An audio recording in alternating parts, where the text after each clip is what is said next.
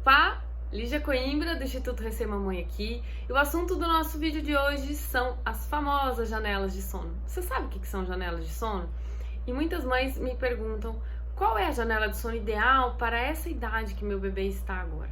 Vamos começar conversando um pouquinho o que é janela de sono, para quem não está entendendo direito o que a gente está falando aqui. Janela de sono, por conceito, é o tempo em que o bebê consegue ficar acordado, ou a sua criança consegue ficar acordado, nós mesmos, adultos, entre um sono e outro. É o período de vigília. Então, o bebê, por exemplo, que acordou às 8 da manhã e dormiu de novo uma sonequinha às 10 horas da manhã, essa janela de sono foi de 2 horas. Só para você entender, beleza? Então, esse é o conceito de janela de sono. Existe um tempo ideal de janela de sono para cada fase do bebê? Ou como é que a gente desenha isso? Como é que a gente entende esse conceito?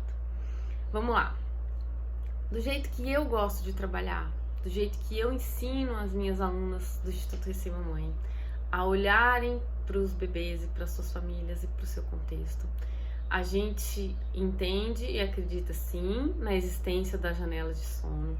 Mas o que a gente precisa fazer, o que eu recomendo que você, mãe, faça, e se você é uma consultora materna, o que eu recomendo que você faça, é que você observe os sinais de sono do seu bebê. O bebê, em cada fase, ele vai apresentar para você alguma preferência de janela de sono. Mas quando a gente engessa isso, quando a gente desenha para a mãe assim, ó, o seu bebê nessa fase, ele tem 1h30 de janela de sono. Se você não fizer ele dormir, ele vai vencer, ele vai ficar hiperestimulado, ele vai entrar em efeito vulcânico. Essa mãe, ela fica doida. Se esse bebê não adormece, essa mãe, ela vai forçar, vamos dizer assim, ela vai insistir. Esse bebê pode ficar estressado por ele estar sendo obrigado a dormir no momento que ele não tem o sono.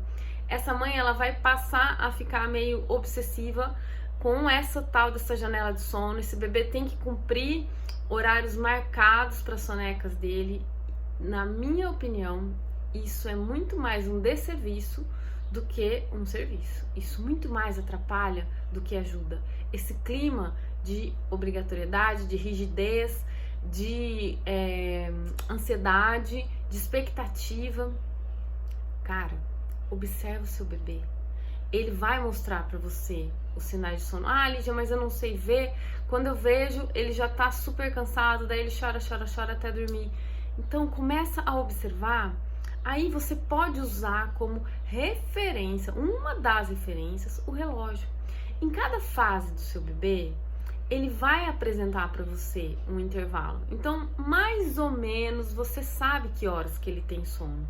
O que é muito diferente de você entrar com ele pro quarto para fazer a soneca naquela hora marcada.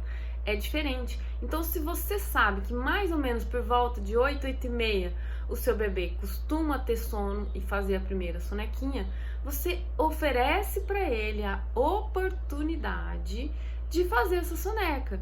Você começa a baixar a energia uns 15 minutos antes, faz um ritualzinho enxuto, mas faz o ritual e oferece para ele a oportunidade de adormecer. Se ele não adormecer em 20 minutos, sai do quarto e vida que segue. Quando você notar novamente sinais de sono nele, você tenta de novo. O que eu recomendo fortemente que você faça é que você tente manter o desenho de sonecas que o seu bebê vem fazendo. Então, por exemplo, se ele está fazendo uma soneca às 9, umas 13 e umas 16h30, e ele pulou essa soneca das 9, ele não fez por algum motivo, não fica doida tentando fazer ele adormecer. Respeita, espera e tenta segurar ele até a próxima soneca da 1. Isso vai funcionar muito melhor. Se você nota que naquele dia, por algum motivo, as coisas saíram da rotina habitual e tá tudo bem, aí o que você pode fazer? É se organizar para tentar adiantar um pouco essa soneca, que seria por volta das 13 horas, de acordo com o desenho que o seu bebê escolheu, ao invés de passar o dia todo tentando fazer aquele bebê adormecer. Outra coisa importante, quando a gente fala de janelas de sono, na minha experiência prática, empírica, metade das vezes a gente acerta, metade das vezes a gente erra. E quando a gente entra nesse jogo dos 50%, isso nada mais é do que um chute, concorda comigo? Então, novamente, observa o seu bebê. Tenta descobrir quais são os sinais de sono que ele tá te apresentando ali. A gente pode fazer um outro vídeo sobre isso, quais são os sinais de sono mais comuns que os bebês apresentam. E quando você notar isso, dá uma olhadinha no relógio, vê que horas são, para você começar a entender como é que tá o esboço, veja bem, o esboço de sonecas do seu bebê naquela fase.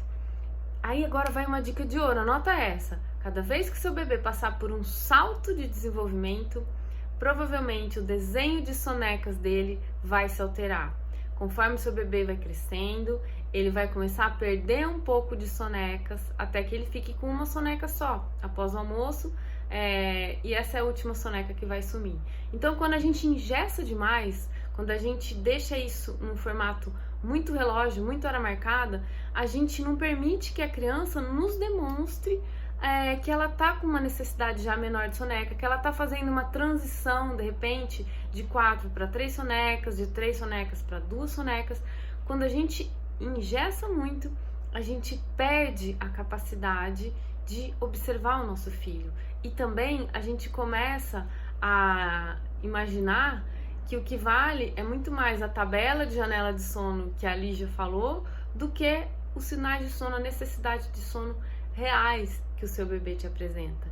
Sempre, sempre, sempre, o seu bebê deve ser o seu grande guia aí na sua jornada como mamãe. Espero que você tenha aproveitado esse vídeo. Então, o próximo vídeo a gente vai se encontrar para falar sobre os principais sinais de sono. Combinado? Um beijo e até o próximo!